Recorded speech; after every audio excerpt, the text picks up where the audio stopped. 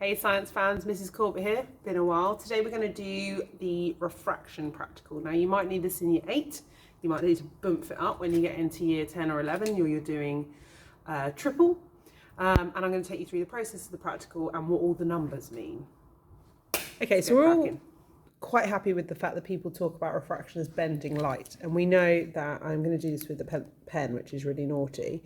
We all know that light, if it goes into a new medium, can do one of 4 things, or it hits a new medium or a boundary. This is a boundary. We're going from air over here into glass, into air. So this is a boundary. Now the light can go straight through it, transmitting it. It can reflect off the side of it. It can refract, which means that it changes direction inside of it, or it can be absorbed by the material. So I've just next to me got something that's quite black, so that's going to absorb quite a lot of light in there. Okay, but today we're going to talk about refraction. So to do the practical, you need a ray box, a power pack, and one of these, which is just a light slit. It enables you to get light to move through it in a single ray, makes it a lot easier. You need a protractor, a ruler, and a pencil, not a pen. Let's go.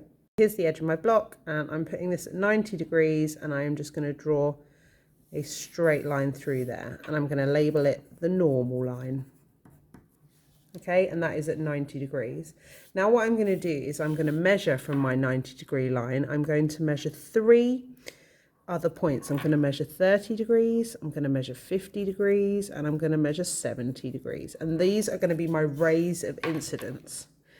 Okay, so I'm going to do here. So this angle here, which is my angle of incidence, is 50 degrees. That's a ray of light, so you should put in the direction that it's moving. Now I'm going to put my glass block back on here, and I'm going to put my ray of incidence sideways. So you can see there's my ray, sorry, my block. I'm going to turn on this now. I might have to turn the lights out, we'll see. And I'm going to put it into my block at a 50-degree angle. Yeah, you can't see that at all. It's too dark. Let's try again.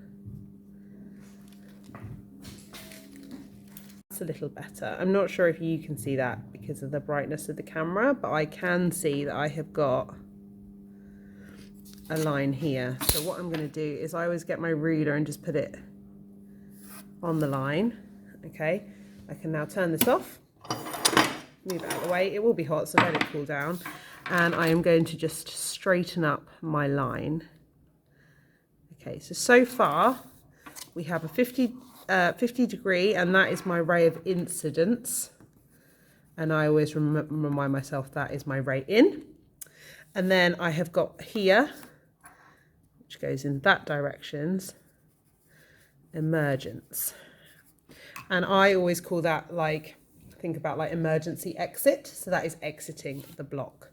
Now notice it's not actually touching the normal line at all, so I'm just going to whack in another normal line over here, because then we can measure from the 90 degrees how big the angle is.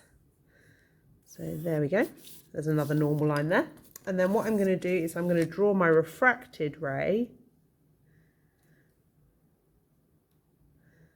and that's going to go in there. Okay, so that was my angle of incidence. This is my angle of refraction. And then this is my second angle of incidence, because it's technically incidenting, and then that would be refraction as well. But we're going to call it the angle of emergence in this case. So I can measure the angle of refraction here. Okay, let's have a look. So from 0, that has an angle of 20 degrees.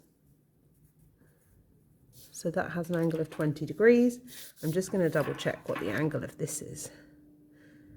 Also 20 degrees, so that's 20 degrees, and that is 20 degrees. Okay, and then my emergent ray is 30 degrees. Just realised that I wrote 50 there, that's 30 degrees, silly me. So what we can see here is the angle of incidence is 30 degrees, emergence is 30 degrees, and the refracted angle is 20 degrees. So we can sort of come up with the idea here. I could test this on a few more, but we can come up with that the angle of refraction is smaller than the angle of incidence.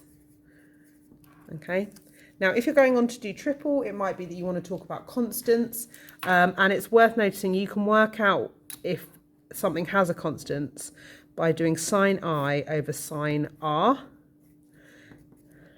which would be, in this case, sine I would be 30 over 20.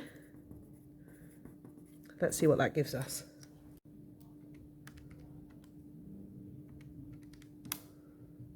.46. And then I could compare that to its actual value, which I know is 1.52. So it wasn't too far off, but that would give me my refractive index. And each material has its own refractive index. The perspex would be different. The lens is about 1.3 to 1.4.